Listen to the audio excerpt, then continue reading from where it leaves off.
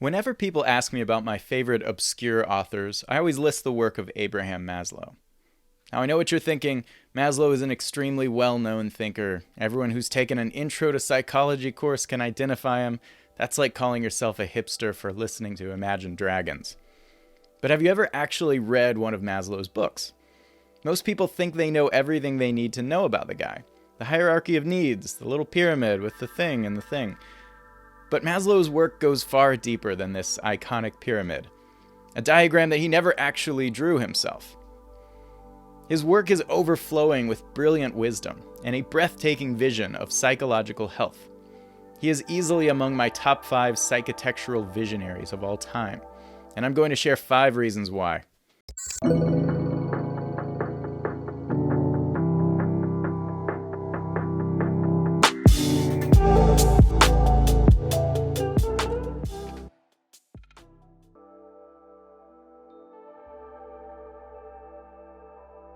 Welcome, Psychitects.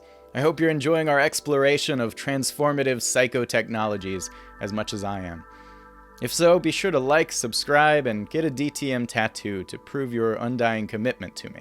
Now, it's true, Maslow proposed that there are universal human needs, some of which tend to take priority and come before others in our development, going from physiological needs, to safety, to belonging, to esteem, to self-actualization and transcendence. But his thinking wasn't nearly as rigid as most assume, and his greatest interests centered around the happiest people on Earth. He studied the people who seemed to embody the best in human nature. And though his methods were less than empirically rigorous, there's a lot to be said for his intuition, and how much he has turned out to be right about as the study of positive psychology has evolved. I'm going to go through some of the core qualities Maslow concluded were characteristic of the self-actualizing individual: truth-seeking, acceptance, purpose, authenticity, continued freshness of appreciation, peak experiences, humanitarianism, good moral intuition, creative spirit, and equanimity. Maslow found that these self-actualizers often embodied an unconditional acceptance of what is, found in the spirit of amor fati, which I detailed in a previous video. Self-actualizing individuals were less motivated by the need to be right or maintain comfortable illusions, and this allowed them to perceive reality with greater clarity, detachment, and courage. They could be highly accepting of themselves, including their weaknesses, and they had a firm and integrated sense of identity. They could remain true to their core values and resist social pressure and enculturation. And they could accept their life circumstances, even when they were not ideal, showing great equanimity through adversity. These people were also highly accepting of others. Maslow observed that self-actualizing people had stronger interpersonal skills than most, and were able to give love to others as they were, and encourage them to reach their unique potential, without being needy or overly attached. However, they often only applied these skills to a small number of close friends and family, and spent much of their time in reflective solitude. Not highly reliant on moral rules and order, these people were also able to be highly open to experience and spontaneous, because a strong sense of who they were and what they valued made it unnecessary to rigidly micromanage their own actions. They could be maturely expressive and effortlessly creative. He found that these individuals lived their lives with a constant, almost childlike appreciation and awe for the world. And they frequently had what he called peak experiences, moments of ecstasy that could be found in love, aesthetic appreciation, intellectual awe, creative epiphany, social connection, and self-transcendence. I think we should all be using Maslow's description of the self-actualizer as a guide to sculpting our minds and lives. Here are some of the stances he took on the peaks of human health, or what he called the farther reaches of human nature. One of the most prominent qualities of these self-actualizers, according to Maslow's view, was a tendency to be motivated by intrinsically rewarding processes, such as growth, inquiry, and creativity, rather than by flattery, applause, popularity, status, prestige, money, and honors. The more highly evolved person could be less reliant on external rewards because a higher degree of autonomy and self-sufficiency allowed her to internalize her sources of satisfaction. He says the motivation of ordinary men is a striving for the basic need gratifications that they lack. Self-actualizing individuals no longer strive in the ordinary sense, but rather develop. They attempt to grow to perfection and to develop more and more fully in their own style. Today, we have even more evidence for the power of intrinsically rewarding goals. Numerous studies have shown that intrinsic motivation, which consists of doing things we find enjoyable and engaging in themselves, can be more powerful than extrinsic rewards, like compensation or recognition. It can be far more effective to choose goals we already have strong desires pushing us toward than to reward ourselves for going against our desires. While external rewards can improve motivation in some cases, in others they're just like Elon Musk's tweets, completely unnecessary and actively self-sabotaging. Overwhelming evidence suggests that extrinsic rewards, or what Maslow called deficiency needs, can not only be weakly motivating, but can actually hurt our own motivation and yield inferior work than intrinsic drive. One study found that the less evidence of extrinsic motivation in school, the more likely students were to be successful 25 years later. Amazingly, a lack of interest in external rewards appears to be positively correlated with attaining those external rewards. A group of art students who were more intrinsically motivated were more likely to have created work that received positive recognition and superior evaluation. Daniel Pink, author of Drive, The Surprising Truth About What Motivates Us, points out 3 properties of intrinsically motivating activities: autonomy, mastery, and purpose. If an activity provides us with a creative challenge that contributes to a meaningful cause, it can fuel us more than activities for which we are extrinsically rewarded. These mastery motives can remove the effortful strain we typically associate with hard work and major accomplishments. Struggling to motivate ourselves toward our goals is often a product of choosing goals that don't align with our personal passions and values. If you want to be highly driven, you have to find a way to connect your goals with your innate fascinations. Maslow believed that each person had within them a kind of blueprint for who they were to become. Some instinctoid seed inside them, containing everything needed for the acorn of today to grow into the oak tree of potential. And that blueprint, that seed, is found in our values. In Toward a Psychology of Being, he says, "This inner nature is not strong and overpowering and unmistakable like the instincts of animals. It is weak and delicate and subtle, and easily overcome by habit, cultural pressure, and wrong attitudes toward it. Values and desires can be easily confused. Both could be described as preferences of an affective nature, but they're different in meaningful ways. When you reflect on your values, you don't feel a sense of craving, a motivational force pulling you toward them. They're always there, but unlike desires, they allow you to neglect them if you choose. As I argue in Designing the Mind, desires are the screams you can't ignore, but values are the whispers it's often hard to notice. In the ideal mind, desires are modulated, bent to our will so they serve our values. Values are to be uncovered, worked toward, and embodied. This inner core, Maslow thought, was partially unique to the individual and partially shared among all humans, and it was the key to achieving deep satisfaction. He listed a number of being values, or B values, that were generally shared by the most fulfilled people: truth, goodness, beauty, wholeness, aliveness, uniqueness, perfection, completion, justice, simplicity, richness, effortlessness, playfulness, and self-sufficiency. What's more, he listed a number of metapathologies, or spiritual diseases, that he believed could stem from the absence of these higher values. Although Maslow listed many different symptoms that resulted from the neglect of our virtues, such as alienation, hopelessness, and despair, every single metapathology he proposes is eerily symptomatic of clinical depression. And the guaranteed path to metapathology was to fail to look into that blueprint inside your mind, to fail to inquire into your own deepest values and live according to them.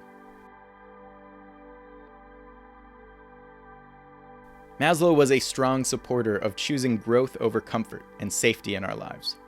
Maslow said, "One can choose to go back toward safety or forward toward growth.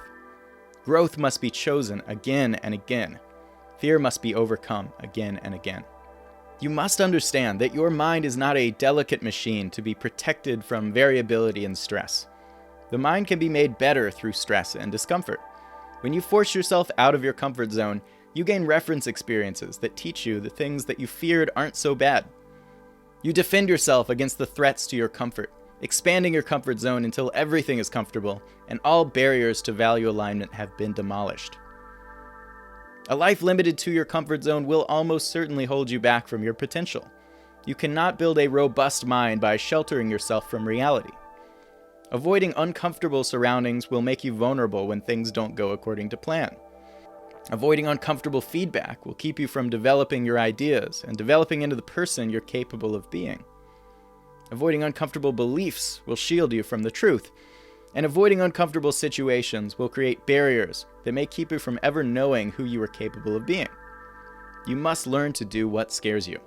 That which does not kill us makes us stronger. Kelly Clarkson. Just kidding. That one's Nietzsche. The older you get, the more resolve it requires to choose change and growth. And the harder it becomes to sacrifice security and comfort and order. But choosing anything other than growth is a sure path to regret.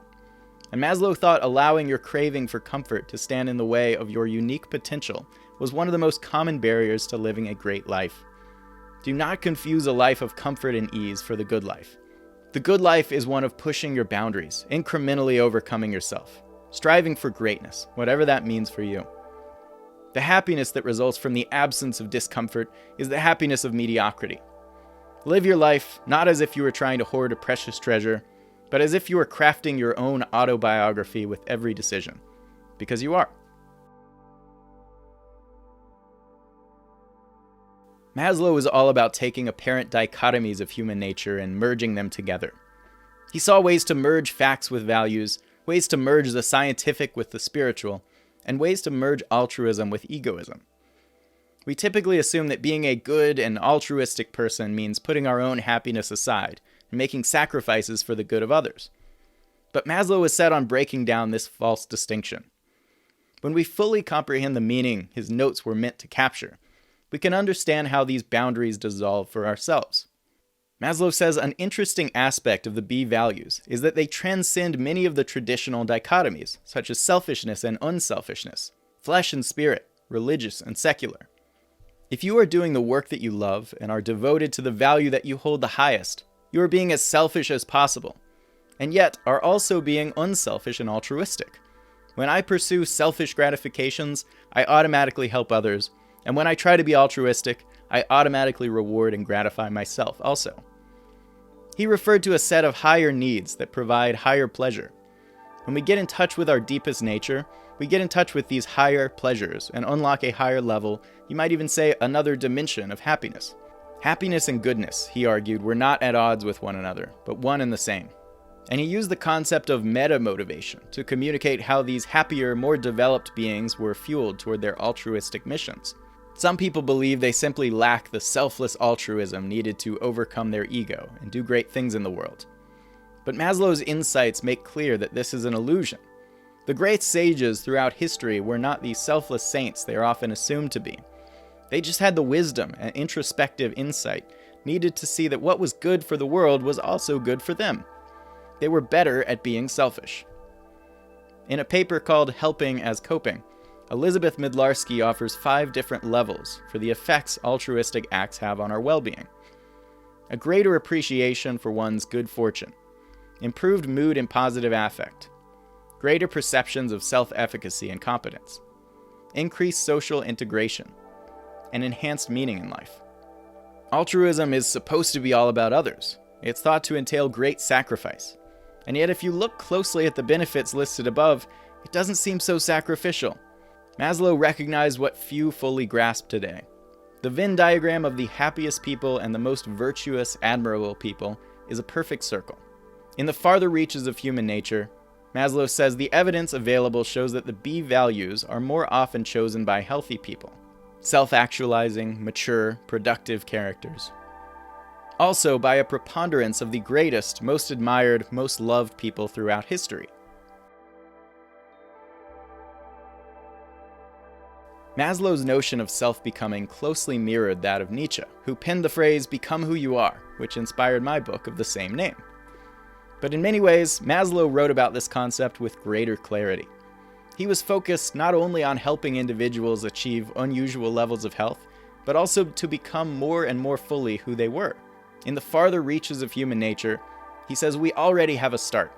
We already have capacities, talents, directions, missions, callings.